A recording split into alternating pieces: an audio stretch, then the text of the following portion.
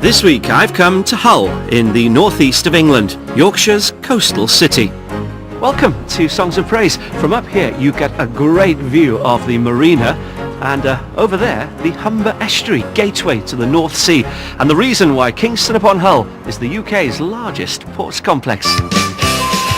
But this year people are set to see the place in a whole new light, as it's the UK's City of Culture, which might explain what this thing is doing in the middle of town, and why the parish church is about to become a minster.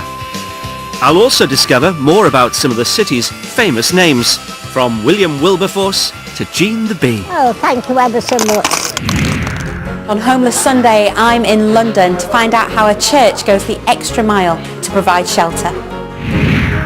And we hear the story of the headscarf revolutionaries who took on the government after 3 devastating trawler disasters. What do you think the men feel about your sticking up for them? I think they'd be proud of us.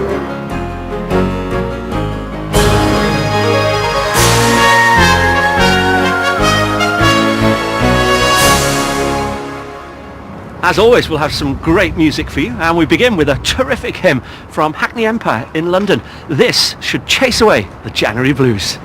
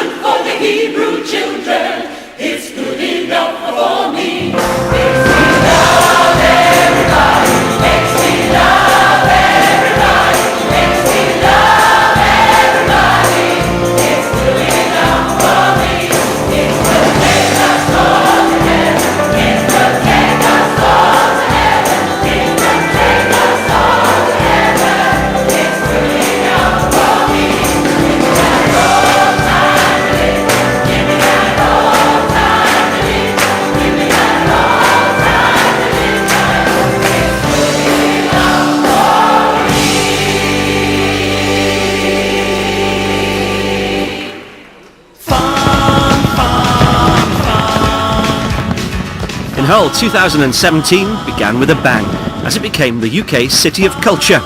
It's set to be a big year with a myriad of arts events, exhibitions and concerts planned. For one young Hullensian, the festival has already changed his life. The home of the UK City of Culture. Kofi Smiles won a competition to become the BBC Face of Hull. Thank you for tuning in and welcome to the 2017 show. He used to work in a job centre, but now he has his own radio show and is an ambassador for the city. I tell you what, you get a great view from here, don't you? It's alright, it's not bad. What is that? This little thing. Little?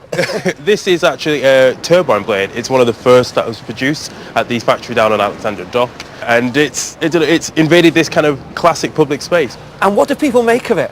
It's actually been fantastic because it's created a debate whether this is art.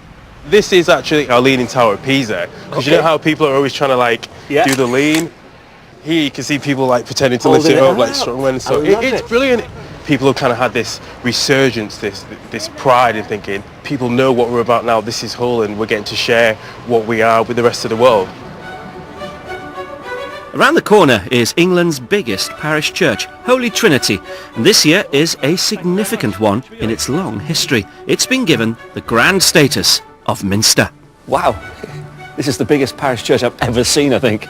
It's enormous. It's bigger than some cathedrals, actually. And this church dates back to when? Well, it was started at the end of the 13th century. They began at the East End, and it was cutting-edge technology because the ground is so soft and boggy. They actually had to make a raft and then build it on it. So the superstructure had to be kept as light as possible, hence the very filigree pillars, the huge windows, which just makes it so light and airy. It's incredible, absolutely incredible. And this parish church is going to become a minster. Yes, that's right. The Archbishop of York has said he wants to make us a minster, which is very exciting. Very nice of him. So what does that mean? Well, it goes back really to a medieval concept of often in a monastery where it would be a church for a region, where people would come together often in community. They'd come and share worship and prayer. They'd eat together. So they could go out then into the community to help people who are in poverty. So it is about bringing people in order to release them to go out to refresh their communities and bless the city. As far as I'm concerned, we have Hull to thank for quite a few great hymns. That's right. One of the greatest hymn tune writers, John Bacchus Dykes, he was born in this city. Of course, he wrote the tune to Eternal Father, Strong to Save. Yeah. He wrote the tune for Praise to the Holiest in the Height. Mm-hmm. One of my favourites is the King of Love, My Shepherd Is.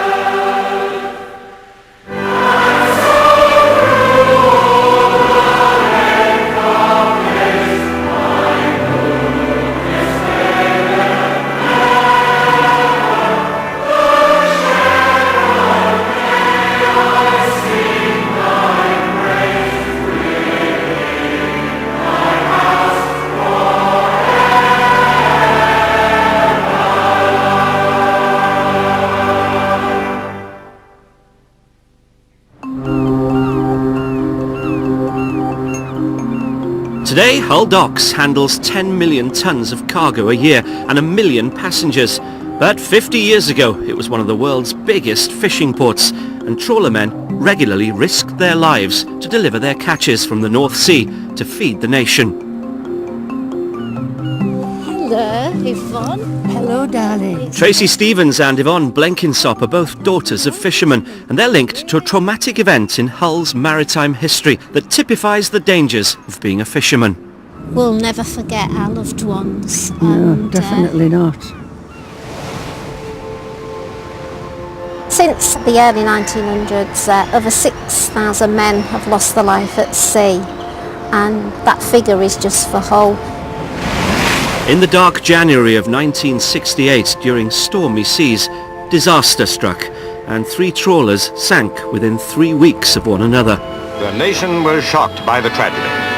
59 men dead in the unbearably cold waters of Iceland. My uncle was on the first vessel that was lost. He was only 19. I was very young, but I still remember people crying, the tears flowing. Yvonne remembers the profound effect the disaster had on this close-knit community. It was just like the whole of the city was at one funeral. All of Hull. It was terrible. It really was awful. And I'd read my Bible and see if I could get any help. If you've got faith, God always listens. The women of Hull were concerned about the safety on board ships and decided to do something about it. Well, I think it's gone on long enough, and if we don't do something about it, nobody will. What do you think the men feel about your sticking up for them? I think they'd be proud of us. We needed better radios. We needed stronger ones. We needed stronger ones that's in the lifeboats and better equipment in the lifeboats. Yvonne became one of the 4 women who were called headscarf revolutionaries that led the fight to improve safety for fishermen at sea. You know, good on them. I think if I'd have been a bit older during those days, I think I'd have been alongside them, chaining myself to the railings as well. Yvonne, here on the left, went to Parliament armed with a petition of 10,000 signatures and a list of demands, which led to 31 changes in the law. They took us to this room with Mr. Mellenew, who was the minister at the time, and I called him Petal and he laughed. I think that's why he called me dear when he answered me. And then at the end, when we'd finished asking for all these questions, I said, well, are we going to get these? He said, I am absolutely sure, my dear, you are getting them. And I was absolutely tickle pink. Yeah.